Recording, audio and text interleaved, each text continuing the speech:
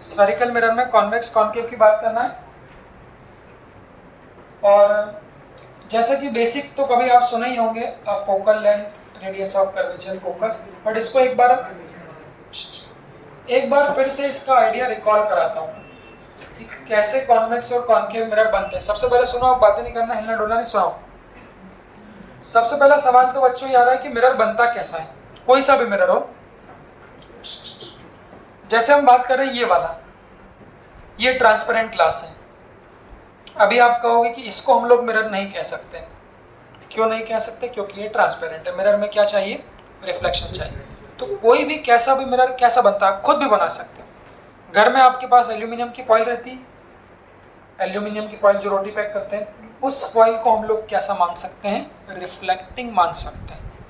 तो अगर इस ट्रांसपेरेंट ग्लास के कोई एक तरफ आप सोचिए अच्छे ग्लू से एल्यूमिनियम की फॉइल चिपका दो और पीछे और उस पर क्या कर दो? पेंट कर दो। रेड कलर का पेंट बचपन में कहते थे। तो अब ये जो ग्लास है ये किसकी तरह बिहेव करेगा? मिरर की तरह। मतलब मिरर कैसा बनता है? एक ट्रांसपेरेंट ग्लास को क्या कर देते हैं? पीछे की ओर फिल्म लगा देते हैं और क्या कर देते हैं? पॉलिश कर देते हैं। अब आप बनाओगे तो हो सकता है वो घर जितना ना दिखे क्योंकि वो मशीन से बनता है, बट एक जो बेसिक आइडिया वो यही कि मिरर बनाना है तो ट्रांसपेरेंट ग्लास को क्या कर दो? पॉलिश कर दो, फिल्म लगा दो। अब जब इस पे फिल्म लगाओगे तो कौन सा मिरर बनेगा? मिरर भी अपने पास तीन टाइप के हैं, प्लेन है, कॉन्वेक्स है और कॉन्केव है। तो जब प्लेन ग्लास पे फिल्म लगाओगे तो कौन सा मिरर मिलेगा? प्लेन मिरर बनेगा। बट अगर सोच के देखिए, आपके पास एक टेनिस की बॉल है, आपके पास एक टेनिस की बॉल है। भाई टेनिस की बॉल रबर की होती है। आप सोचिए एक टेनिस की बॉल है या एक फुटबॉल है, और उस फुटबॉल को आप क्या करिए? ग्लास का बना दीजिए, और वो भी कौन से ग्लास का? ट्रांसपेरेंट ग्लास का। तो उसको अगर हम लोग काटेंगे तो कैसे बनेगा? देखो, तो मान लीजिए एक ट्रांसपेरेंट ग्लास की फुटबॉल है, उस फुटबॉल के कुछ पार्ट को हम लोगों को काटना है। कुछ पार्ट को हम लोगों को कैसे काटना है? तो चाकू लाए, ये कट कर दिए। अगर इसके कुछ पार्ट को हम लोग ऐसा काट दें तो इधर वाले पार्ट को जो निकालेंगे वो कैसा दिखेगा? सुनो, सबसे पहले सुनो, कॉनकेव और कॉन्वेक्स फिक्स्ड नहीं होता, डिपेंड करता है कहां से देख रहे हो। तो अभी तो कुछ नहीं दिखेगा। इस फुटबॉल को जो कि ग्लास की बनी उसको काट लिया, काट के कुछ पार्ट, इधर वाले पार्ट को अलग निकाला। अगर इसको 3D में देखूंगा, इसको अगर 3D में देखूंगा तो ये कटोरी टाइप में दिखेगा। सोच के देख लो, वो करते भी शायद कुछ है ना, वो टेनिस की बॉल काट लेते हैं, एक टुकड़ा बाहर निकाल लेते हैं। तो इस टुकड़े को अगर आप बाहर निकाल लोगे तो इस तरह से क्या दिखेगा? वो एक कटोरी टाइप का दिखेगा। तो अब इस वाले टुकड़े को अगर बात करें तो अभी तो ये ग्लास का बना है, ग्लास का है तो कैसा है? ट्रांसपेरेंट है। अगर इसको हम लोग पॉलिश कर दें, वही एल्यूमिनियम की फिल्म लगा दें, तो अब वो मिरर की तरह बिहेव कर सकता है। सवाल ये कि इधर की तरफ पॉलिश करें, ऑप्शन क्या है? तो 3D में तो हम लोग बात नहीं करते, बट ये क्यों बना रहा हूं कि आपके पास एक आइडिया होना चाहिए। मैं बार बार बनाऊंगा कॉन्वेक्स मिरर, कॉनकेव मिरर, तो आपके पास एक आइडिया होना चाहिए कि वो आया कहां से। तो एक कंप्लीट स्फीयर के किसी पार्ट को हम लोगों ने काट के क्या निकाल लिया? बाहर निकाल लिया। जो 3D में ऐसा दिखेगा, 2D में ऐसा दिखेगा। अब यहाँ पॉलिश कहाँ कर सकते हैं? सोचिए, तो या तो यहाँ पर पॉलिश कर सकते हैं 1, या फिर यहाँ पर पॉलिश कर सकते हैं 2। तो इसको क्या बोलेंगे? इनर सरफेस, ये आउटर सरफेस। तो किस तरफ बच्चों पॉलिश करी वो डिसाइड करेगा कि कौन सा मिरर बना, उसको आप लोग ध्यान रखना। तो अगर बाहर की ओर पॉलिश करें, बाहर, तो आउटर सरफेस पे अगर पॉलिश कर रहे हो तो वो बनेगा कॉनकेव मिरर, और अगर इनर सरफेस पे कर रहे हो तो वो कॉन्वेक्स। तो वो दिखेगा कैसा? यहाँ और ध्यान रखना, ओरिएंटेशन से कोई फर्क नहीं पड़ेगा।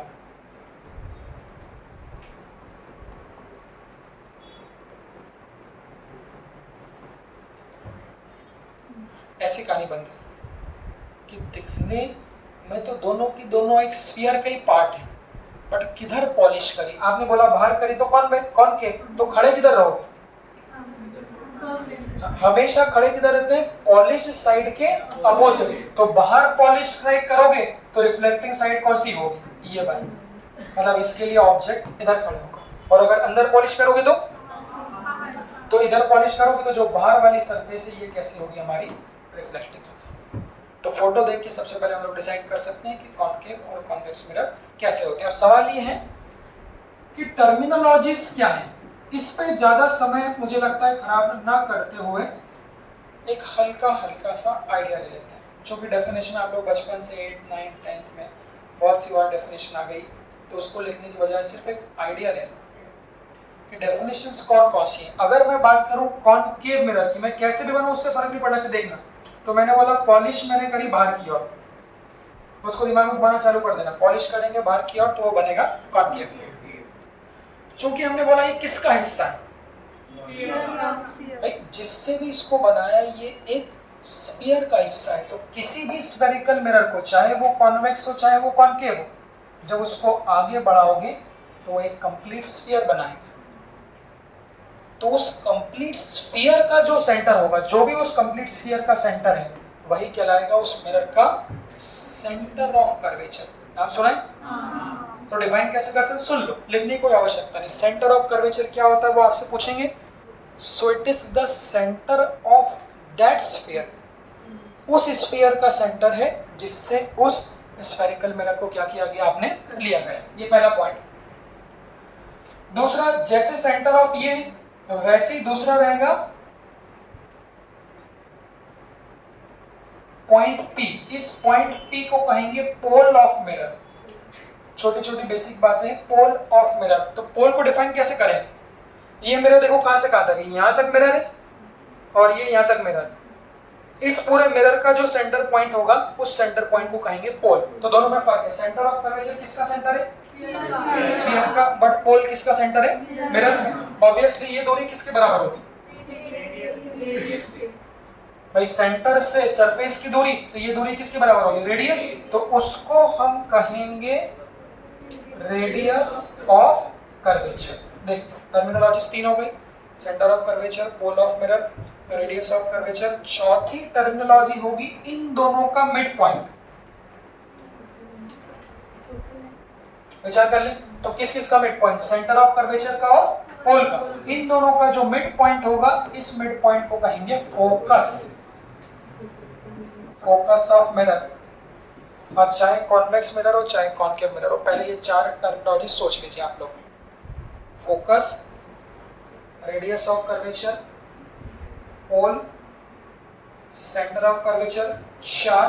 पांचवा रिलेशन क्या होगा, अगर ये दूरी r है, देखना ये वाली दूरी r है, तो पोल से जो फोकस की दूरी होगी, ये दूरी, इस दूरी को हम कहेंगे क्या, r/2। उसी को कहेंगे फोकल लेंथ। ये इंपॉर्टेंट है। तो बच्चों मन ही मन फोकल लेंथ की डेफिनेशन सोच लीजिए, लिखने की कोई आवश्यकता नहीं। तो फोकल लेंथ क्या होगी, it is the distance between the focus and the pole. तो फोकस और फोकल लेंथ में डिफरेंस है। फोकस क्या है, पॉइंट। फोकस एक मिड पॉइंट है और उस मिड पॉइंट के आपके पोल, पोल मतलब मिरर के सेंटर से जो दूरी होगी उसको हम लोग कहेंगे फोकल है। तो रिलेशन क्या बन जाएगा, तो focal length is equal to radius of curvature divided by 2। इसको न्यूमेरिकल में हम लोग बहुत यूज करेंगे, इंपॉर्टेंट ध्यान रखना। तो रिलेशन होता है F is equal to r/2। तो बेसिक सा छोटा सा क्वेश्चन, तो वो क्वेश्चन दे देंगे कोई भी, कॉनकेव मिरर की रेडियस ऑफ कर्वेचर 20 सेंटीमीटर, कम से कम उतना आना चाहिए कि 20 सेंटीमीटर। तो जैसे ही आप लोग मिरर की रेडियस देखोगे फट से उसको क्या कर दो, आधा कर दो। तो रेडियस का आधा 10 सेंटीमीटर क्या होगी उसकी फोकल लेंथ। देख लो terminologies, centre of curvature, pole, focus, focal length, radius of curvature. छठी टर्मिनोलॉजी आती है अपर्चर। ये भी शायद सुना होगा आप लोगों ने, अपर्चर। अब अपर्चर क्या होता है, देखो हमने बोला ये पूरा तो स्फीयर था, बट इसका जो छोटा सा पार्ट था ये क्या था, मिरर था। तो अपर्चर होता है बच्चों ये,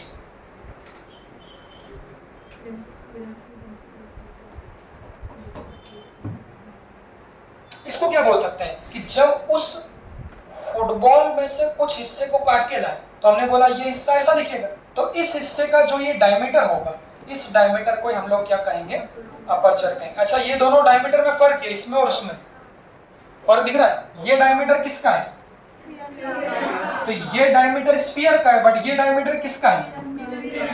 हाँ, कि जब उस स्फीयर में से आप कुछ टुकड़ा काट के बाहर लाने, तो बहुत से लोग क्या समझते हैं, बहुत से लोग समझते हैं अपर्चर का मतलब उस स्फीयर का डायमीटर। तो वो बोलेंगे अपर्चर कितना होता है, बोलेंगे सो सिंपल, तो वो इसको क्या कर देंगे 2r।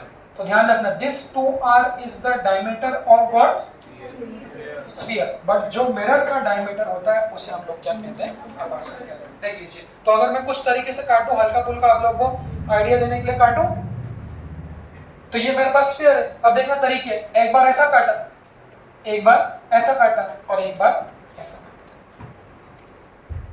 तो मेरे हाथ में अगर ऐसा काटूंगा तो जो कटोरी निकलेगी, ऐसा काटूंगा तो जो कटोरी निकलेगी उसका अपर्चर क्या होगा, कम होगा।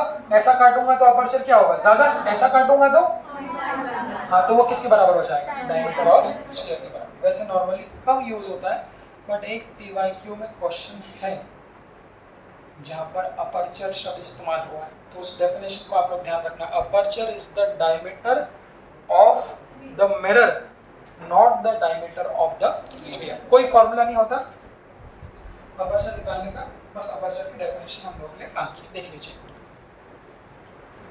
तो ये कुछ डेफिनेशन है जिनको मैंने यहीं पर मार्क कर दिया, इसको देख लीजिए।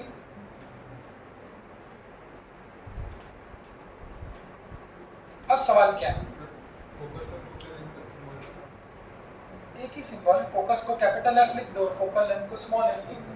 हाँ, अब सुनो, मेरा आप लोगों को सजेशन ये रहेगा कि कम से कम 3 लेक्चर मिरर के, 4 पकड़ लो, इसमें आप लोग गायब ना हो। इसमें गायब होने का वही मतलब है जैसे कि न्यूटन्स लॉ में गायब हो गए। तो फिर आप लाख बैकअप ले लो, लाख रिकॉर्डिंग देख लो, काम नहीं होगा। तो मिरर का फंडामेंटल प्रिंसिपल भी है, अगर मिरर में गायब होगा 4 लेक्चर में, तो आप लोगों का लेंस, रिफ्रैक्शन, टेलीस्कोप, माइक्रोस्कोप सब वेस्ट है, क्योंकि वो सब जो बेसिक लॉज है, रूल्स है, उस पे बेस्ड है। अब कोई भी मिरर से इमेज कैसे बनती, उसके लिए भी हम लोग बचपन में रूल पढ़ते थे। अगर आप लोगों को कुछ रूल याद हो, नहीं हो तो रूल याद दिला देता हूँ, बट हाँ, वो रूल्स क्या है, तो सबसे पहले पकड़ना है what are the rules for producing image. किस चीज के रूल, तो इमेज बनाने के लिए, किस से, तो कॉनकेव के लिए रूल क्या है और कॉन्वेक्स के लिए रूल क्या है, वो रूल देखना। सबसे पहले कॉनकेव मिरर के रूल बना रहा हूं, रूल फॉर कॉनकेव, ध्यान से देखना, रूल देखना ध्यान से। हमने बोला कॉनकेव है तो पॉलिश, विचार कर ले, बड़ा मिरर बना ले, ये बना लिया, सो it is a part of sphere, जो कि पॉलिश बाहर है, तो कॉनकेव है, जिधर पॉलिश होगी उसके अपोजिट ऑब्जेक्ट को रखना है। देखो इसको क्या नाम दिया, रिवाइज करते चलें, इसको पोल, इसको centre of curvature, mid point को फोकस, एक लाइन गुजर रही है,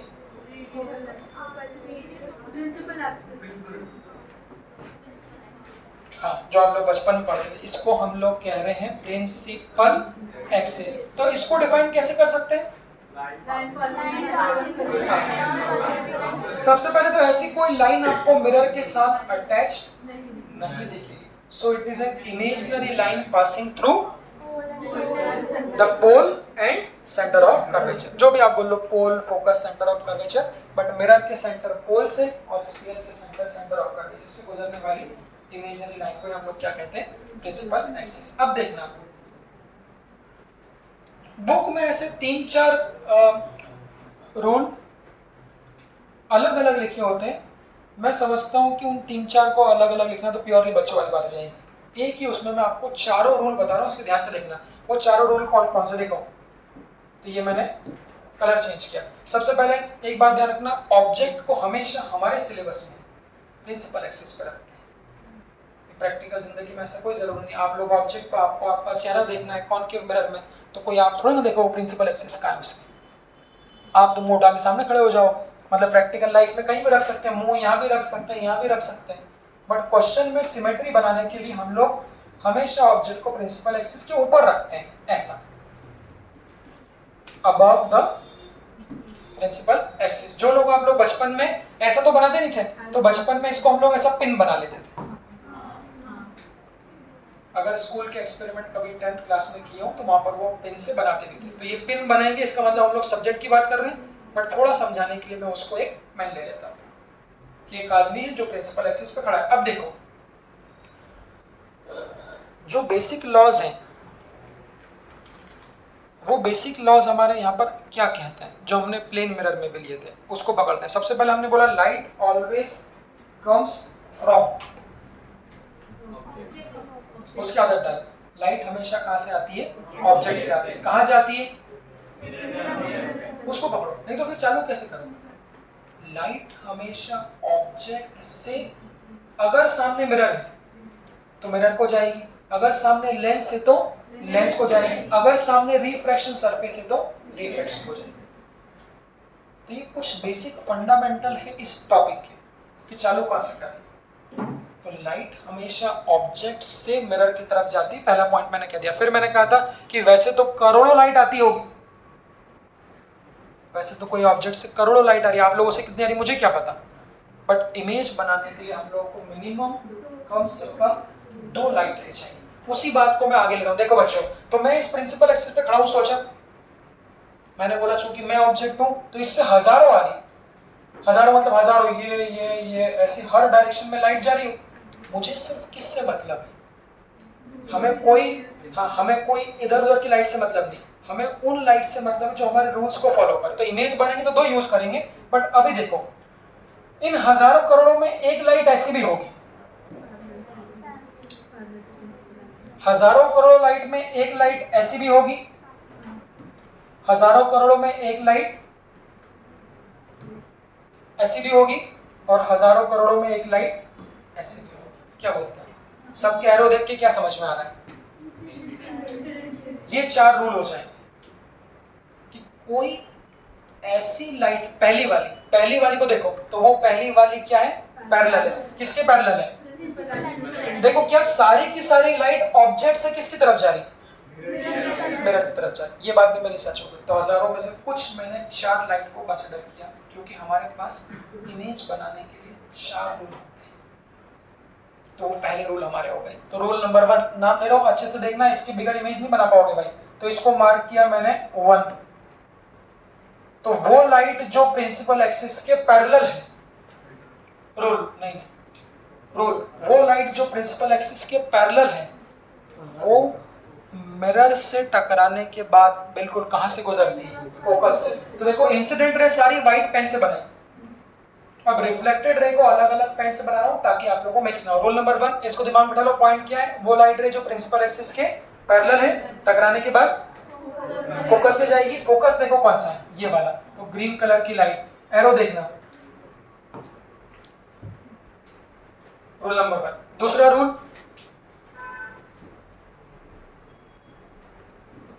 दूसरे नंबर की लाइट, इसको नाम दो,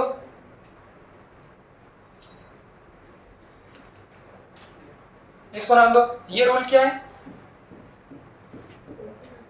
हाँ रूल नंबर 2 क्या है, ये जो सेकंड नंबर की लाइट है किस पे गिर रही है, पोल पे। सवाल रूल नंबर 2 कि कोई भी लाइट पोल पर जितने एंगल पर गिरती है प्रिंसिपल एक्सिस से, उतने ही एंगल पे क्या होती है, रिफ्लेक्ट। जैसे देखो बच्चों, ये लाइट ऐसे आई, ये ऐसे आई, ऐसे आई, ऐसे आई, देखो पोल पे गिरी और ये प्रिंसिपल एक्सिस है। तो वही लॉज ऑफ रिफ्लेक्शन, जितने एंगल पे गिरी थी उतने ही एंगल पे क्या होगी, रिफ्लेक्ट। तो ये कैसे जाएगी,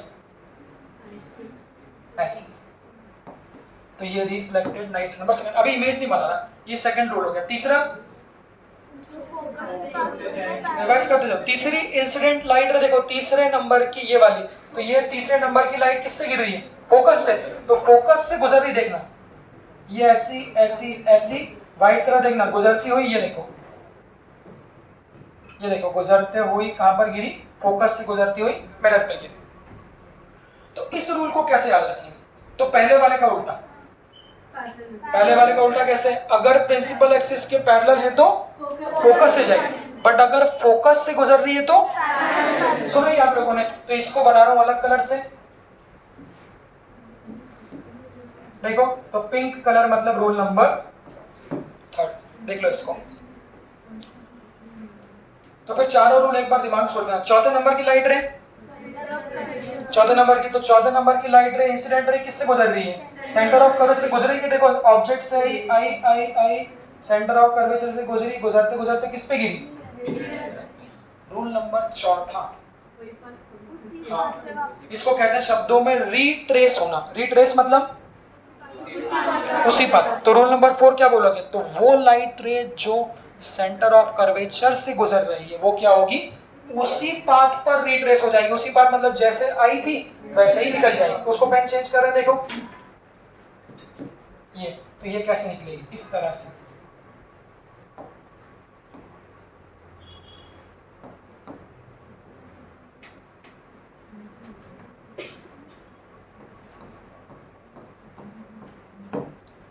इस पर विचार करना है। अब चूंकि एक बार आप लोग बचपन में देख चुके थे तो मुझे लगता है अलग अलग बनाने की आवश्यकता नहीं। एक बार सब लोग आंख बंद करके चारों रूल पर विचार कर लो। रूल नंबर 1 अभी याद रख लो, वो लाइट रे जो प्रिंसिपल एक्सिस के पैरेलल है, सोच लो, parallel to principal axis will pass through focus. दूसरी, वो लाइट रे जो पोल पे गिरेगी तो जितने एंगल पे पोल पे गिरेगी उतने एंगल पे निकल जाएगी। तीसरा, वो लाइट रे जो फोकस से गुजरेगी प्रिंसिपल एक्सिस के पैरेलल हो जाएगी, और वो लाइट रे जो सेंटर ऑफ कर्वेचर से गुजरेगी वो रीट्रेस हो जाएगी। इन 4 रूल में से 2 रूल की हम लोग इस्तेमाल करेंगे इमेज बनाने के लिए, बट हम लोग को 4 होना चाहिए। कुछ बुक्स में कौन से 2 यूज करते हैं, बचपन में आप लोग को कौन से 2 यूज कर रहे थे मुझे नहीं पता, बट मैं जो यूज करूंगा वो कौन से हैं, तो मैं यूज करूंगा पहला और दूसरा, पैरेलल टू प्रिंसिपल एक्सिस, और दूसरा पोल पे गिराने वाला। इनके कारण मैं इमेज बनाऊंगा। अब देखो, नॉर्मली हमारे लिए ज्यादा इंपॉर्टेंट कॉनकेव मिरर, 100 में से 90% जो क्वेश्चन आप लोगों के होंगे वो कॉनकेव मिरर के होंगे, तो इसलिए हम लोग पहले कॉनकेव मिरर पे फोकस करेंगे। अब उसको देखना कैसे। तो कॉनकेव मिरर के लिए केसेस क्या है? Cases of image for concave mirror. उम्मीद करता हूं आप लोगों को केसेस कुछ पढ़ाऊंगा तो याद आ जाएंगे, बट ये केसेस ही बहुत बहुत बहुत इंपॉर्टेंट है, क्योंकि सारे केसेस लेंस में भी एप्लीकेबल है। तो इन केसेस को सबसे पहले आप लोग याद रखिएगा। कैसे याद रखते हैं? तो 10th क्लास में, अगर 9th क्लास में जहाँ भी था, अगर आप लोग को याद हो तो रे डायग्राम बनाते थे, स्केल से वो रे डायग्राम बनवाते थे। हम लोग यहाँ पर स्केल से तो बनाएंगे नहीं, बट रे डायग्राम बनाएंगे। रे डायग्राम बना के भी आप याद ही करते हो। अब प्रूफ कैसे होते हैं? तो प्रूफ करने के लिए अगर आप लोगों को याद हो तो ऑप्टिकल बेंच पे ये प्रूफ होते थे। क्या एक्सपेरिमेंट, लैब में जाते हैं तो ऑप्टिकल एक बेंच होती है, वहां पर वो मिरर रखते हैं और वो पिन को घुमाते थे ऐसा, फिर वो पिन को घुमा के बोलते देखो फोकस के अंदर आ गई तो इमेज यहाँ बन गई, अब चेक करो। तो वो सारे प्रूव्ड रिजल्ट, वो सारे प्रूव्ड रिजल्ट हैं, पर चूंकि उन रिजल्ट्स को हम लोग अब बेंच पर प्रूफ तो नहीं कर सकते, तो वो रिजल्ट के सारे केसेस आपकी उंगलियों पे होना चाहिए कि यहाँ ऑब्जेक्ट तो यहाँ इमेज, इमेज कैसी, बड़ी छोटी रियल। तो ये जो बोर्ड बना रहा हूँ, ये बोर्ड बहुत इंपॉर्टेंट है, इसको अच्छे से देखना। सबसे पहले, हाँ, सबसे पहले बच्चों हमने बोला हमारे पास ये कॉनकेव मिरर है। केस देखना अच्छे से, क्या वो दिख नहीं रहा? दिख रहा है? ये हमारे पास कॉनकेव मिरर है, ये हमारे पास क्या हो गई? Principal axis. इसको देखना, हमने बोला ये पोल, देखो बच्चों हमने बोला ये पोल, ये फोकस, ये सेंटर ऑफ कर्वेचर। इसको अच्छे से अभी यहीं के क्लास में याद रखना। सुनो, तो कॉनकेव मिरर के लिए 6 केसेस होते हैं। कॉनकेव मिरर के लिए जो इमेज और ऑब्जेक्ट की पोजीशन होती है, वो सारी बात यही याद रखना। 6 डिफरेंट पोजीशंस ऑफ ऑब्जेक्ट होता है, जिनके लिए जो इमेज बनती है वो भी कैसी होती है? डिफरेंट। तो वो पोजीशंस कैसी है उसको देखिएगा। अब बच्चों सोचो, अगर मैं आपको बोलूं, एक ऑप्शन दिया मैंने, यशस्वी को ऑप्शन दे दिया कि प्रिंसिपल एक्सिस पर वॉकिंग करो।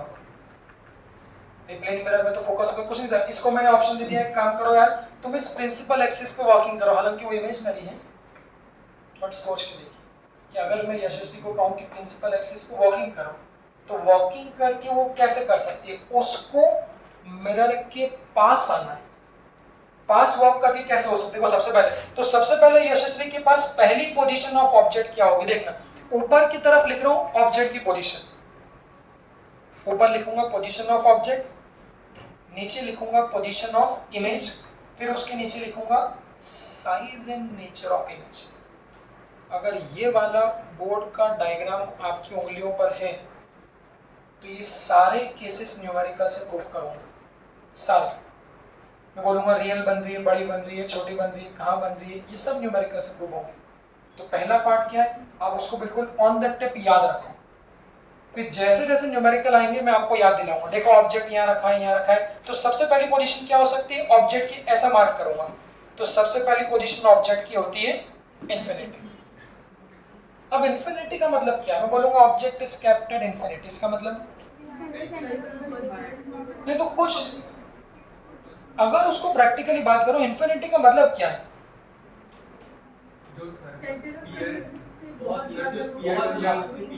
ऐसा समझ लो कि मेडिकल प्रोविजन की छत पे एक बड़ा सा आपने कॉन्केव मिरर लगा, जैसे एंटीना लगे होते हैं बड़े बड़े, और ऑब्जेक्ट खड़ा है बॉडी में, तो कोई सेंस नहीं बनता, डेफिनेटली उसकी इमेज नहीं बनेगी। तो जब हमको नहीं पता तो हम लोग कह देते हैं बहुत दूर है। तो पहली पोजीशन ऑफ ऑब्जेक्ट इन्फिनिटी। अब सुनना, यशस्वी को बोला मैंने, धीरे धीरे यशस्वी को बोला चलना चालू करो, बॉडी से चलना चालू किया। पहले पोजीशन ऑफ ऑब्जेक्ट देखना, तो ये चली चली चली चली, चलते चलते अब ये कहां पहुंच गई? यहां। अब चलना ऐसा नहीं पता चला, चले दौड़ के डायरेक्ट वहीं पहुंच गए पोल पे। हमको पोजीशंस ऑफ ऑब्जेक्ट देखना है, तो अब ये चलते चलते यहां से चल के यहां पहुंच गई। अब ये पोजीशन को क्या बोलोगे? क्या अभी सेंटर ऑफ कर्वेचर पे आई? तो पहले बहुत दूर थी, बहुत दूर से चलते चलते यशस्वी यहां आ गई, बट अभी भी सेंटर पे नहीं है। तो इस पोजीशन को ऊपर लिख रहा हूं, देखना, सेकंड पोजीशन ऑफ ऑब्जेक्ट को कहेंगे बियॉन्ड सी। अब बियॉन्ड सी का मतलब सी से बाहर कितना भी हो सकता है, अगर बहुत बाहर हो गया तो इन्फिनिटी हो जाएगा। और चलते चलते और चलते चलते चलते चलते यशस्वी यहाँ आ जाएगी, यहाँ आ जाएगी मतलब, तो पोजीशन याद रखना, इसको कहेंगे एट सी। पोजीशन कौन सी है? तीसरी। और मैं न्यूमेरिकल में बोलूंगा भी 1 2 3, तो वो भी याद में 1 2 3 कौन सी थी, तो ऐसे याद रखना, 1 सबसे दूर, फिर बियॉन्ड सी, फिर 3 सी पे। इसके बाद अब उसको क्या नाम दोगे? मैंने बोला चलते चलते सेंटर ऑफ कर्वेचर पे, आप एकदम से जंप मार के फोकस पे नहीं आना, तो उसके बाद जो नेक्स्ट पोजीशन होगी यशस्वी की, वो यहाँ पर कहीं पर बीच में खड़ी होगी। हाँ, तो फोर्थ, अब इसको कुछ लोग बोल देंगे बियॉन्ड एफ, बट मैं सजेशन दूंगा क्या बोलोगे? बिटवीन। किसके बीच? सेंटर ऑफ कर्वेचर और फोकस। तो चौथी पोजीशन होगी एफ एंड सी। और चलते चलते चलते चलते कहाँ आ गई? यहाँ पर। तो अगली पोजीशन आ गई पांचवी। पांचवी मतलब किस पे? At focus. और चलेगी तो और पास आके लास्ट पोजीशन है ये, बिल्कुल सही है, 6th पोजीशन किसके बीच? और चल सकती है क्या? और चल के कहाँ जाएगी? तो कुछ जाएगी मिरर के अंदर। मतलब लास्ट पोजीशन कौन सी हो सकती है? जब मिरर पे नाक टच कर देते हैं, चेहरा देख रहे हो, तो हमने बिल्कुल चिपकाते चिपकाते क्या कर दिया, अपना मुंह ही क्या कर दिया, मिरर पे चिपका दिया। This is the last position, तो उसको भी हम लोग क्या कहेंगे? Between pole and focus. सोच लीजिए, तो ये 6 पोजीशंस ऐसी पाई गई है जिसके लिए इमेज का नेचर चेंज होता है। पहले इसको एक बार देख लो दिमाग में, 1 2 3 से याद कर लो। 1 2, मैं इसको कहता हूं कि एक एक कदम बढ़ाते चलो, एक एक, beyond C, C, F and C, F और बिटवीन पी एंड एफ। अब इनके लिए इमेज कहां बनेगी वो ध्यान रखना। सुनो, अगला जो पॉइंट दिमाग में याद रखो, ये सब ऑब्जर्वेशन है, एक्सपेरिमेंटल। अगला जो पॉइंट आप लोगों को दिमाग में याद रखना चाहिए वो पॉइंट है, अगर किसी ने शायद एक्सपेरिमेंट किया हो, किसी ने किया ऑप्टिकल बेंच पे स्कूल में, आपने किया है, समझ में? अच्छा, ये भी एक मिथ है, मेरे पास इसका ज्ञान है। जो वहाँ एक्सपेरिमेंट करते हैं उनके पास ये ज्ञान नहीं होता है। हमारे सर हमको बहुत करवाते थे, मेरे को याद है आज भी। तो हमारे सर के आगे सर पढ़ाते तो थे नहीं कभी वो सब चीजें, डायरेक्ट एक्सपेरिमेंट कराने ले गए। तो बोलो, तो वैसी पिन लगी होती थी एक निकोल, मतलब तिकोने टाइप की। अब 15-20 बच्चे उस बेंच को घेर के खड़ा रहते थे। अब वो मिरर को तो फिक्स कर देता, अब वो पिन को ऐसे हिलाते थे बार बार, ऐसे ऐसे। अब वो हम लोगों को बुलाते थे देखने के लिए, तो वो क्या करते थे कि वो पिन को हिलाया और बोलते देखो दिख रही है क्या। अब जो उनके चमचे रहते हैं, दिख रही सर, दिख रही, बिल्कुल दिख रही। अब चूंकि मेरे को मेरे दोस्त को गाली बकते थे बहुत, मेरे को क्या बोलते अभिनव देख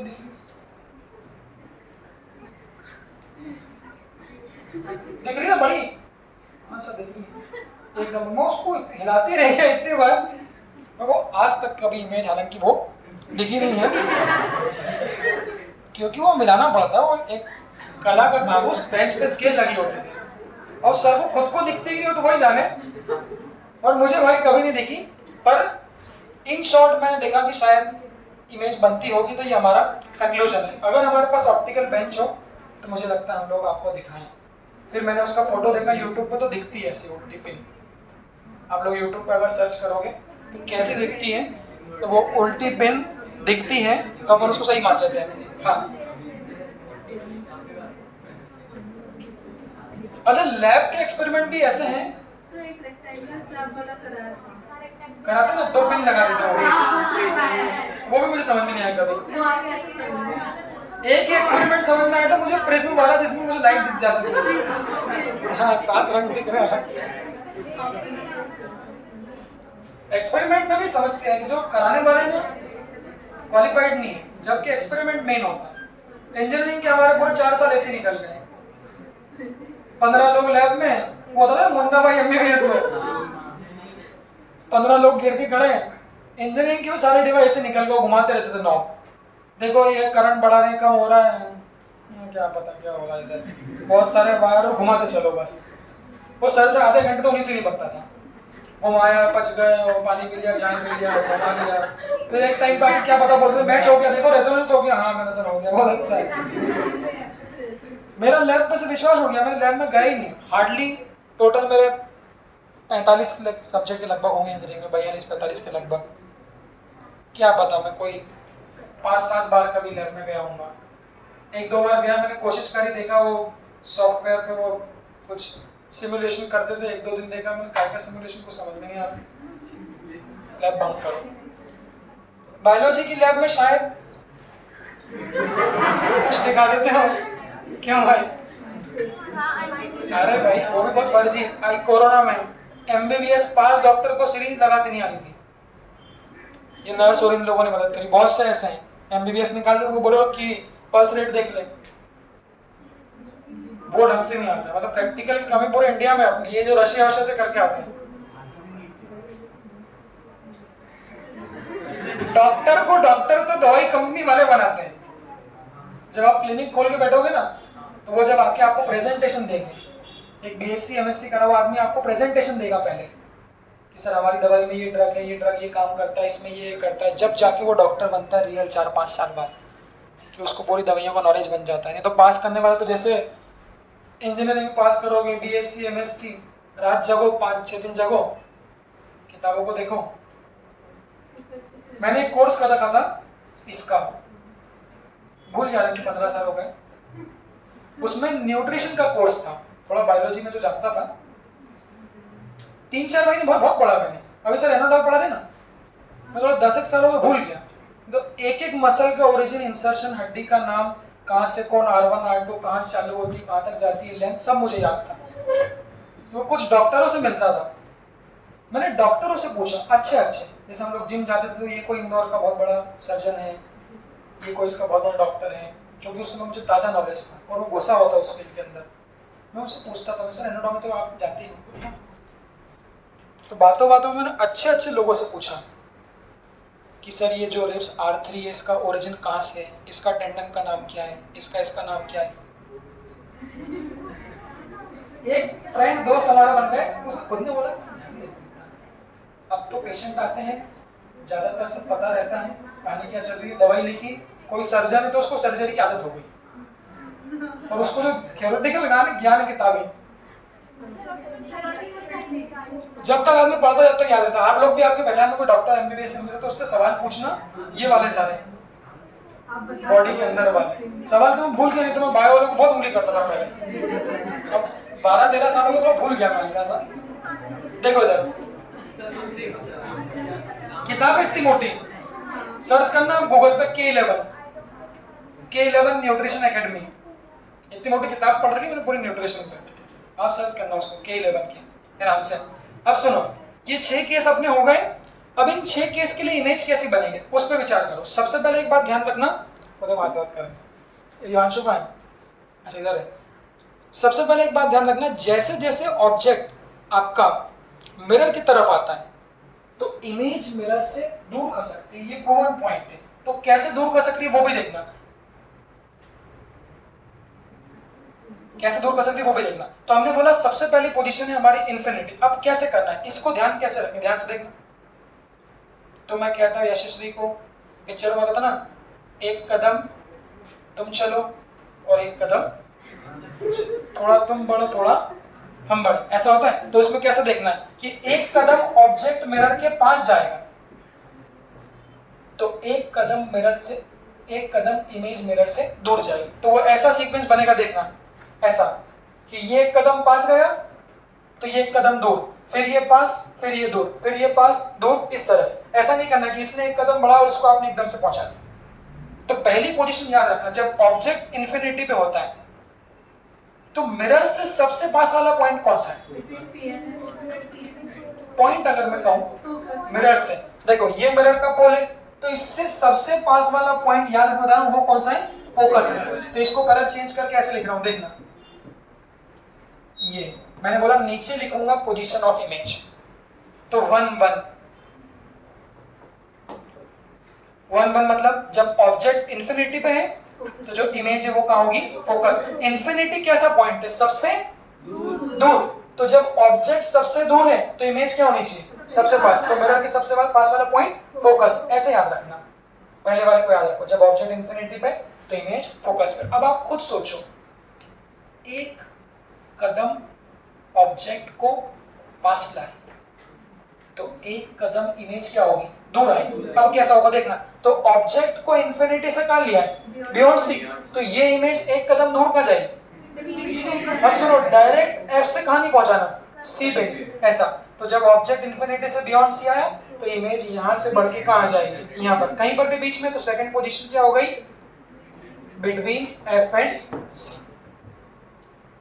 ये देखो, यहां ऐसा रख दिया, इसको लाए यहां तो इसको लाए यहां। अगली पोजीशन तो बियॉन्ड सी से कहां लिया हम लोग? सेंटर ऑफ कर्वेचर पे। तो एक कदम पास आया तो इमेज क्या होगी? दूर। तो एक कदम दूर डायरेक्ट कहां जाएगी? सी पे। तो ये पोजीशन ऑफ ऑब्जेक्ट एट सी। तो सी एक रेफरेंस पॉइंट हो गया किसका? सी, हाँ, सी एक ऐसा पॉइंट हो गया जहां पर ऑब्जेक्ट और इमेज क्या करती है? कोइंसाइड। तो वो ऐसा चलता है, देखो ऐसा, इन्फिनिटी फोकस, ऐसा हाथ से घुमा देना, beyond C, between F and C, object at C, image at C. तीसरा, चौथा ऑब्जेक्ट कहां जा रहा है? और पास लाओ। तो अब यहाँ देखना, ये कॉमन हो गया। अब ऑब्जेक्ट को लिया है बिटवीन एफ एंड सी तो इमेज क्या होगी? दूर। अब डायरेक्ट इन्फिनिटी नहीं, तो ऐसा बिल्कुल सही। तो चौथी पोजीशन ऑफ इमेज हो गई हमारी बियॉन्ड सी। पांचवी, ऑब्जेक्ट का लिया हो गया फोकस, तो इसके बाद दूर कहां जा सकती है? इन्फिनिटी। तो ये सिमेट्री बन गई। ये सिमेट्री बन गई कि जब ऑब्जेक्ट इन्फिनिटी पे था तो इमेज फोकस पे थी। ये देखो, ये देखो, ये देखो, और ये जाके इन्फिनिटी। ये सिमेट्री हो गई। 5 पोजीशन पे देख लीजिए।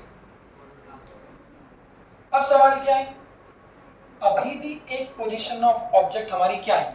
बची है। हमने बोला अब अगर ऑब्जेक्ट को फोकस से और पास मतलब क्या लिया है? अब मुझे बताइए, क्या इमेज इधर कहीं जा सकती थी? समझ रहे हो? इधर तो ऑलरेडी कहां पहुंच गई थी? इन्फिनिटी पे। तो लास्ट ऑप्शन बनता है कि जब ऑब्जेक्ट, हाँ, जब पोल और फोकस के बीच आता है तो इमेज अंदर घुस जाती है, मतलब ये। इसको क्या बोलो? कुछ नहीं बोलना बिटवीन, सिंपल बोलो इनसाइड द मिरर। बच्चों थोड़ा ध्यान से देखना। अब जरा मेरी बात पे फोकस करो। मतलब पहले 5 पोजीशन ऑफ ऑब्जेक्ट के लिए इमेज मिरर के कैसी है? वो नेचर बाद में डिसाइड करेंगे। मेरा सवाल ये कि मिरर के बाहर है कि अंदर? बाहर मतलब ऐसा, अगर इस वाली खिड़की को मैं कॉन्केव मिरर मान लूं, वो वाली खिड़की, तो पहले 5 पोजीशन जो भी ले रहे हो, infinity, beyond C, at C, F and C, at focus, in सभी पोजीशन के लिए जो इमेज है वो मिरर से कहाँ मिलेगी? बाहर ही मिलेगी। बट जो लास्ट पोजीशन होती है, उस लास्ट पोजीशन में जो इमेज होती है वो कहाँ गिरती है? मिरर के अंदर गिरती है। ये 6 पोजीशन को आप लोग अच्छे से दिमाग में बिठा लो।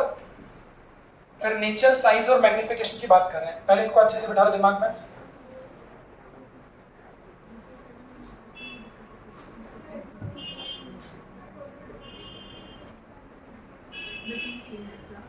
फिर कंक्लूजन जो दूंगा वो मेन होगा, इसको अच्छे से देख लो। कभी बाई चांस भूल जाओ 1 2 3 में डाउट कौन सा है, ये हाथ चला लेना, ये कॉमन, 4 5 छठा वाला अंदर। चलो अब सवाल आता है,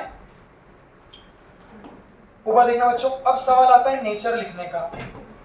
नेचर देखना, जैसे कि आप लोग बचपन से पढ़ते आ रहे हो, हमारे पास इमेज 2 प्रकार की, हमने भी पढ़ा उस दिन की, रियल और वर्चुअल। रियल क्या थी?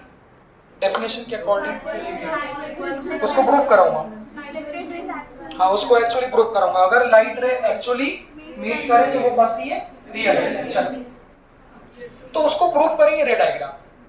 अभी जो ध्यान रखना है वो बच्चों ये है, ऊपर देखो बेटा, वेयर जो शुरू के 5 केसेस होते हैं इमेज के, उन शुरू के 5 केसेस में जो इमेज बनती है वो रियल। अगर इमेज रियल है तो वो साथ साथ इन्वर्टेड भी होगी, प्रूफ कर दूंगा आगे। बट अभी याद, अगर रियल है तो इन्वर्टेड। बट जो आखिरी का छठा केस है, इसमें इमेज कैसी बनती है? वर्चुअल। हाँ वर्चुअल तो डायरेक्ट होगी। हाँ अब सुनो, तो आपने बोला शुरू के 5 केस में रियल, ध्यान रखना छठे केस में वर्चुअल। अब रियल में भी कैसी बन सकती है वो भी सुनना। हाँ तो रियल में भी स्मॉल भी बन सकती है, सेम साइज भी बन सकती है और बड़ी भी बन सकती है। सवाल अगर कोई आपसे पूछ ले कि अगर आपके पास प्लेन मिरर था, इतना सुंदर हमारे पास प्लेन मिरर था, इतनी सुंदर हमारे पास अलमीरा थी, जब प्लेन मिरर आपके पास था तो फिर इसकी जरूरत क्यों पड़ गई? लिमिटेशन क्या है समझना। तो हमारे पास इमेज अब हम कहेंगे 6 प्रकार की हो सकती है। 6 कैसे हो सकती है? तो रियल इमेज में भी 3 टाइप कि छोटी भी हो सकती है, सेम साइज भी हो सकती है और बड़ी भी। ऐसे वर्चुअल में भी छोटी, सेम साइज और बड़ी।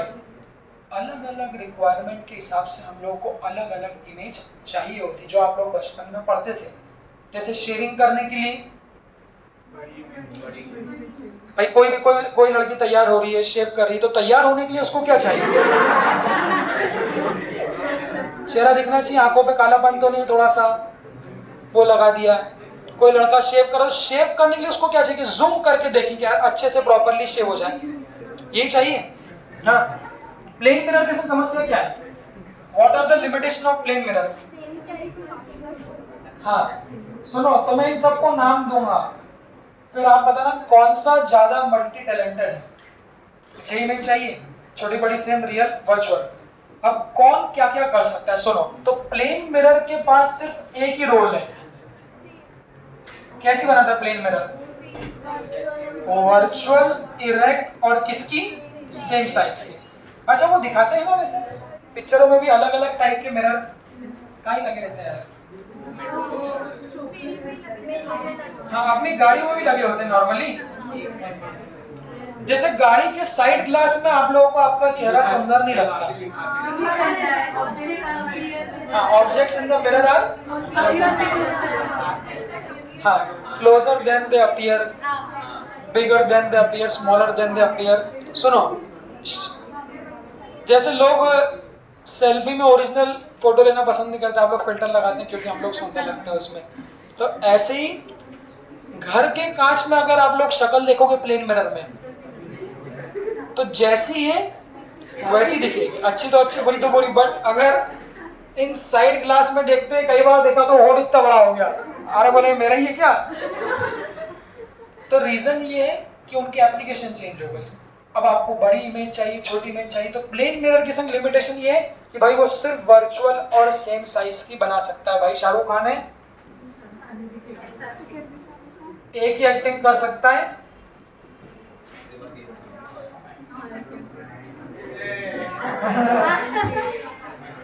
वर्सेटाइल कौन है इन सब में, तीनों में ज्यादा वर्सेटाइल कौन है आप लोग देखिएगा। तो प्लेन मिरर सिर्फ एक एक्टिंग कर सकता है, जैसे जो भी दोगे वर्चुअल है सेम साइज की वो बना देगा। जैसा कि ये सिर्फ सिमरन ही वहीं तक वो सक्सेस था, जैसे ही उसने इधर उधर की बात करी तो मुझे लगता है हम लोग भूल गए कौन सा शाहरुख खान पिछली बार पिक्चर कब आई थी। हालांकि एक फैक्ट, मैं शाहरुख खान पिक्चर कभी नहीं देखा आज तक, मैं अपने आप को देखना पसंद करूंगा उससे ज्यादा। देखो इधर आजकल के नए नए हीरो को देखो, कार्तिक आर्यन को देखो, कितनी अच्छी एक्टिंग करते हैं ये लोग। देखो तो ये हमारा काम हो गया कि उसके पास गड़बड़ क्या थी, सिंगल रोड। अब इसके पास क्या क्या कला है देखना, सुनो बेटा कला है देखो इसकी,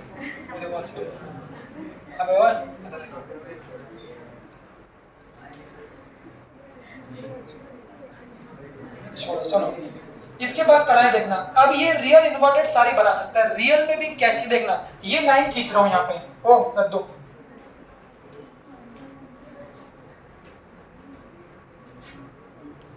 ये दोनों किस पोजीशन के लिए,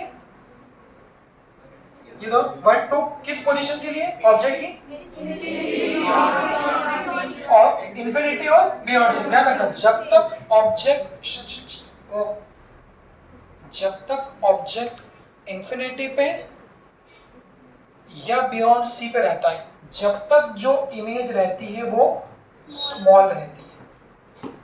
यहीं से मैग्निफिकेशन के साइन प्लस माइनस बड़ा छोटा सब कुछ काम इस डायग्राम में कर दूंगा।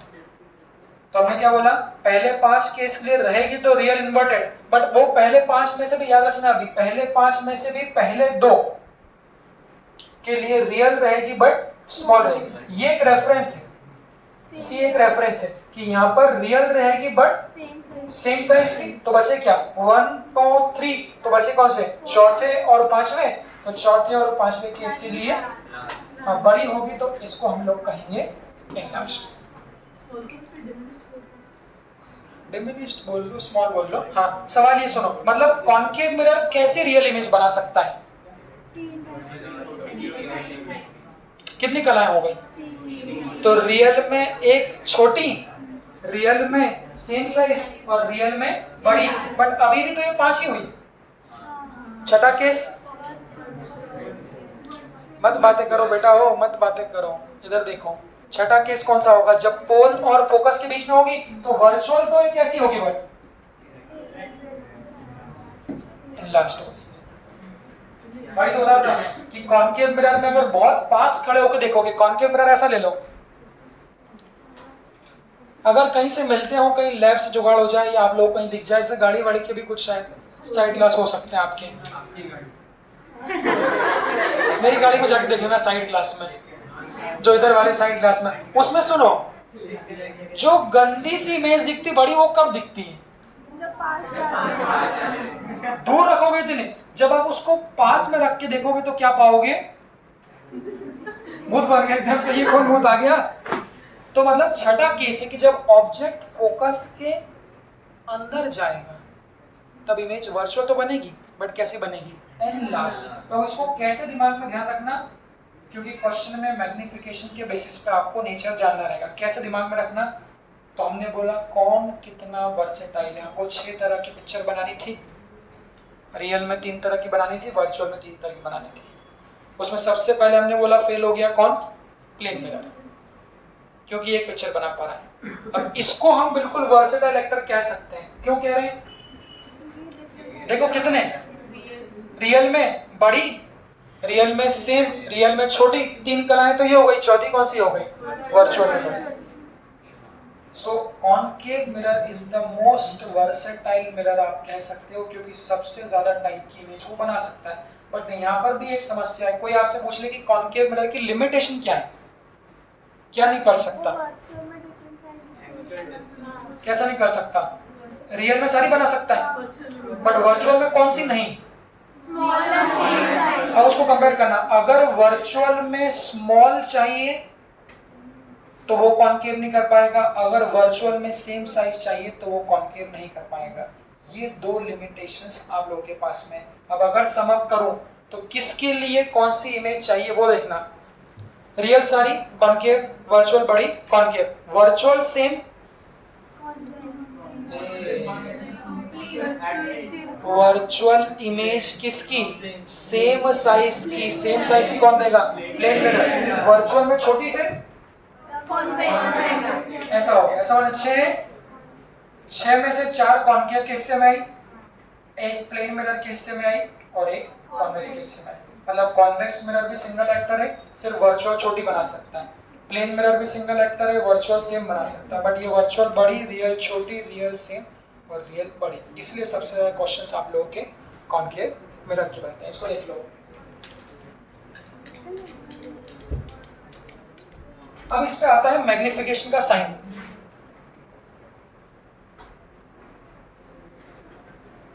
देख रहे हैं नहीं? हाँ, अब मैग्निफिकेशन के साइन भी यही बताऊंगा, ध्यान से देखना। एक शब्द आप लोग शायद बचपन में सुने हो, हाँ? मैग्निफिकेशन के नाम से क्या समझ में आ रहा है भाई? इतनी कहानी सुन के ये तो समझ में आया होगा ना कि कॉन्वेक्स कॉनकेव मिरर इमेज को स्केल कर सकते हैं। स्केलिंग मतलब क्या कर सकते हैं, बड़ा छोटा कर सकते हैं। तो मैग्निफिकेशन एक टर्म है, एक कांस्टेंट है बच्चों, ध्यान से ऊपर देखना।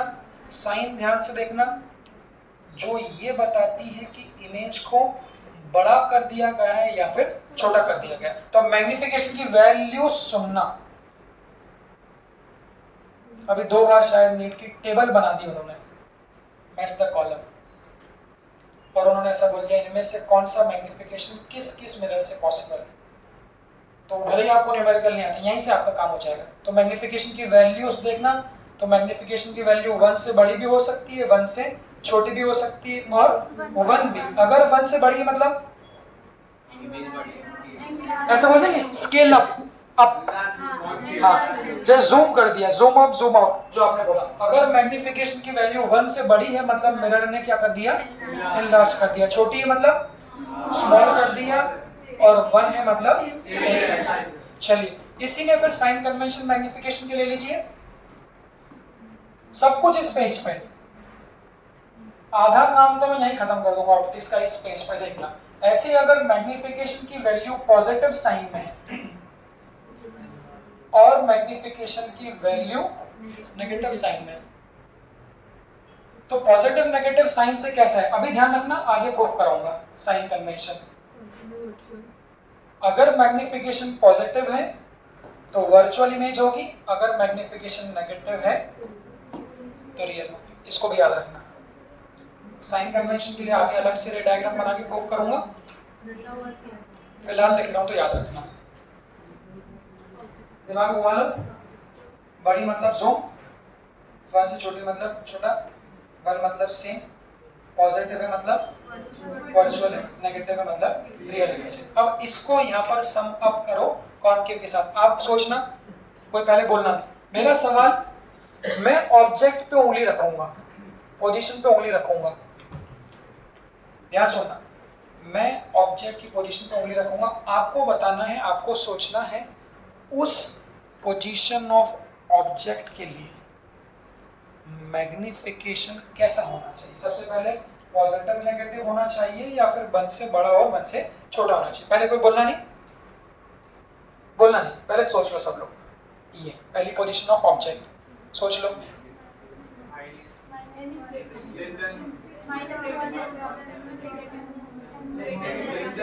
उसमें समय देना पड़ेगा, वो बिल्कुल ऑन द टिप होना चाहिए। ऑन द टिप मतलब देखा सोचा है। अगर ऑब्जेक्ट इन्फिनिटी पे तो इमेज क्या बनेगी, अभी भी याद नहीं सबको। ऑब्जेक्ट इन्फिनिटी पे तो इमेज क्या बनेगी, फोकस में। मैंने बोला था याद कैसे रखोगे, पहले 2 पोजीशन के लिए इमेज कैसी होती, स्मॉल, तीसरे के लिए सेम, चौथे पांचवे के लिए बड़ी। बट नेचर कैसा होगा, ऐसे याद रखना। 6 में से पहले 5 में रियल, पहले 2 में छोटी सेम, चौथे 5 में बड़ी, और छठे में नेचर चेंज हो गया, वर्चुअल में बड़ी जाएगी। तो साइन देखना। अब बच्चों, ये मैंने ऊपर पोजीशन ऑफ ऑब्जेक्ट लिखी, नीचे देखना ये साइन। तो जब इमेज फोकस पे होगी तो आपने क्या बोला, छोटी होगी और कैसी होगी, रियल होगी। तो रियल है तो साइन कैसा होगा, और छोटी है तो m लेस देन क्या होगा आपका 1, और साइन कैसा होगा आपका नेगेटिव। फिर मैं इसका उल्टा दूंगा, मैं कुछ मैग्निफिकेशन की वैल्यू लूंगा, आपको सोचना है किन पोजीशंस के लिए पॉसिबल है, बट फिलहाल ऐसा डिसाइड कर लो कि छोटी है तो लेस देन 1, रियल है तो नेगेटिव, मतलब -1/2 चलेगा। -1/2 लेस देन क्या चाहिए अपने को 1, तो 1 से छोटा क्या है 1/2, तो -1/2 चलेगा, वो आगे बात करेंगे। इस पोजीशन के लिए सेकंड ऑब्जेक्ट क्या है, बियॉन्ड सी इमेज का बनेगी, बिटवीन एफ एंड सी छोटी होगी, मतलब अभी भी m लेस देन 1, साइन कैसा होगा नेगेटिव। थर्ड के लिए सोच लो, तो सेंटर ऑफ कर्वेचर तो इमेज की सेंटर पे सेम साइज मतलब इज इक्वल टू 1 तो सही है, बट साइन कैसी होगी negative, m is equal to -1। सोच लीजिए ऐसे, इसके लिए इनलार्ज और इसके लिए भी क्या है इनलार्ज, तो बाकी बचे हुए दो केस ग्रेटर देन 1, बट किसमें होगा, विचार कर लीजिए। छठा केस के लिए तो होगा तो कैसा पॉजिटिव, बट क्यों, देख लो अब कुछ वैल्यूज दे देता हूं, आप लोग केस समझना। पूरा ऑप्टिक्स जो मुख्य तौर पर साइन कन्वेंशन पे बेस्ड है, फॉर्मूले में कोई नया नहीं बताऊंगा, साइन कन्वेंशन यहाँ पर मेन है, इसको देखना। तो बच्चों मैंने कुछ केस लिखे, कोई बोलना नहीं, कोई बोलना नहीं। ये आप लोगों के नीट के 2 क्वेश्चन है, एक बार बना देंगे।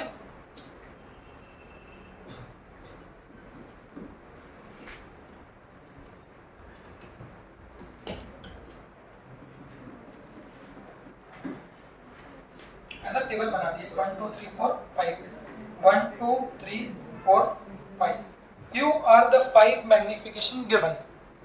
आपको बताना है these magnifications are possible due to, इनमें से कौन कौन से मैग्निफिकेशन किस मिरर से, सवाल सुनना, किस प्लेन मिरर से कौन सा मैग्निफिकेशन मिल सकता है, कॉन्वेक्स मिरर से कौन सा मैग्निफिकेशन मिल सकता है, और कॉनकेव मिरर से। पहले इन तीनों में डिसाइड करो, फिर डिसाइड करना है कि कॉनकेव में भी कौन कौन से केस में ये पॉसिबल है। पहले डिसाइड करना है प्लेन से कौन सा, कॉन्वेक्स से कौन सा, और कॉनकेव से कौन सा। सब लोग सोच लो, पहला वाला सोच लो। पढ़ना कैसे मैग्निफिकेशन को, पहले साइन पढ़ेंगे फिर वैल्यू पढ़ेंगे। तो एक बता रहा हूं, पहले साइन मैग्निफिकेशन कैसा है नेगेटिव, कैसे पढ़ा, नेगेटिव मैग्निफिकेशन मतलब रियल 1 से बड़ा है कि छोटा है, मतलब रियल और छोटी इमेज। अब अभी भी दिमाग में घुमाया, मेरी बात सुनो, क्या प्लेन मिरर रियल इमेज बना सकता है, कॉन्वेक्स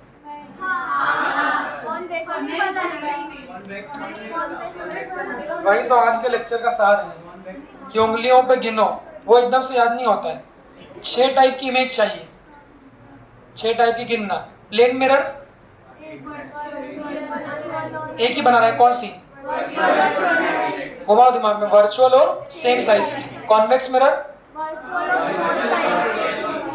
वर्चुअल और स्मॉल। तो एक बात तो यहीं से खत्म हो जाती है बच्चों, अभी भी नहीं आया कि virtual real image plane mirror और कॉन्वेक्स मिरर बना ही नहीं सकता। मतलब अगर रियल इमेज है तो आपके पास एक ही ऑप्शन बचता है, वो कौन सा, कॉन्वेक्स। तो घुमा लेना, तो virtual same size plane mirror, virtual छोटी साइज कॉन्वेक्स मिरर, वर्चुअल बड़ी कॉनकेव मिरर, और रियल सारी कॉनकेव 4 काम करता ना, तो रियल के 3 कर दिए, वर्चुअल का बड़ा कर दिया, ये 4 काम उल्टे हाथ पे हो गए, वर्चुअल का छोटा कॉन्वेक्स और वर्चुअल का सेम प्लेन। घुमा लो दिमाग में पहले इसको, अगर ये नहीं आता तो फिर आगे बढ़ने का मजा ही नहीं आएगा। मतलब मैं तो यहीं से डिसाइड कर दिया, बारीकी समझना। तो यहीं से डिसाइड कर दे तो मिरर तो कौन सा होगा, कॉनकेव। अब बच्चों कॉनकेव में भी कौन सा केस है देखना, रियल एंड कौन सा है, स्मॉल। सोचो, रियल और स्मॉल, कोई भूल गया, कैसे याद रखेंगे, शुरू के 5 केस। तो शुरू के 5 केस में पहला कौन सा है, दूसरा, पहले 2 केस में इमेज रियल तो बनती है बट स्मॉल। तो ये हो गया ना कि रियल और स्मॉल, नेगेटिव मतलब रियल, 1/2 मतलब स्मॉल, मतलब these two magnification can be obtained by first, these can be obtained by concave and for the position 1 and for the position 2, दोनों में ये संभव है। ऐसे ही कोई बोले ना, सेकंड सोचो, कोई बोलेगा नहीं, सोच लो पहले। हाँ, सबसे पहले बच्चों क्या लिख करोगे, साइन पॉजिटिव मतलब वर्चुअल 2/3, क्या बोलते हो। तो ये क्या बता रहा है कि वर्चुअल है और कौन सा है, स्मॉल है, एक ही कलर कौन सा, कॉन्वेक्स। ठीक है, ये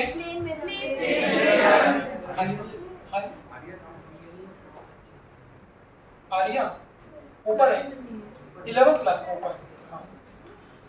हाँ, इधर से बच्चों प्लस है मतलब वर्चुअल है, 1 है मतलब सेम साइज है, तो वर्चुअल सेम मतलब प्लेन मिरर। ये लड़कों बाकी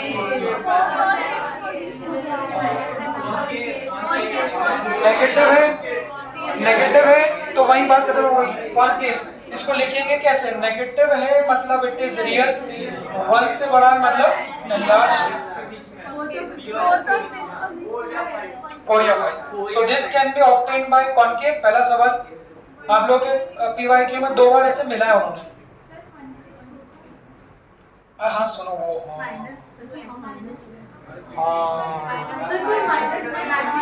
सुनो मैथ्स वाला, हाँ ये सुन लो, उसने ठीक बात निकाली कि ऑप्टिक्स के जो नेगेटिव पॉजिटिव वो मैथ्स वाले नहीं है, मतलब आप बोल दोगे सर -2 छोटा है -1 से, वो मैथ्स वाला प्लस माइनस, नंबर लाइन का प्लस माइनस है, ये जो प्लस माइनस ये साइन का। तो इसमें वैल्यू देखना, नेगेटिव है तो रियल और 1 से बड़ा है मतलब एनलार्ज, तो कॉनकेव बनाएगा। और कौन से केस में, 4th और 5th केस में। ये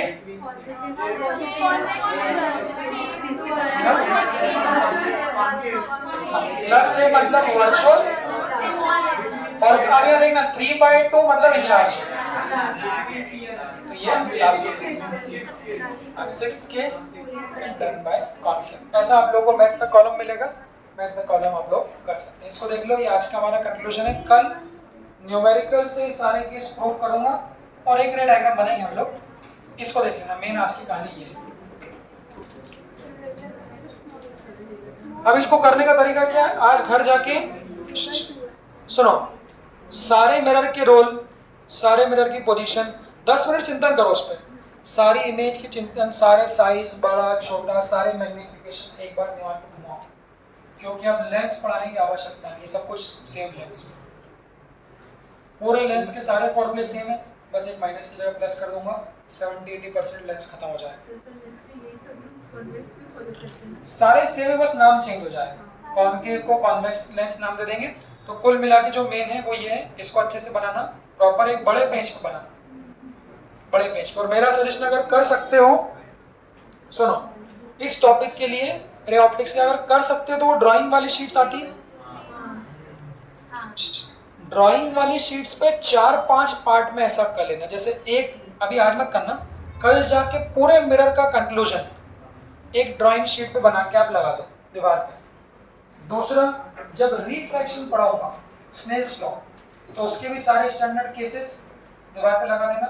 फिर जब लेंस पढ़ेंगे ऐसे अपन कर्वेचर, तो 4-5 जो हमारे टॉपिक है मेन पे उसको वहां पर लगा दो, क्योंकि ये स्टैंडर्ड केसेस आप लोगों को ध्यान आना चाहिए। तो आज पढ़ के कल ड्राइंग शीट पे अपने हिसाब से बना के लगा देना, ठीक है। चलो थैंक यू।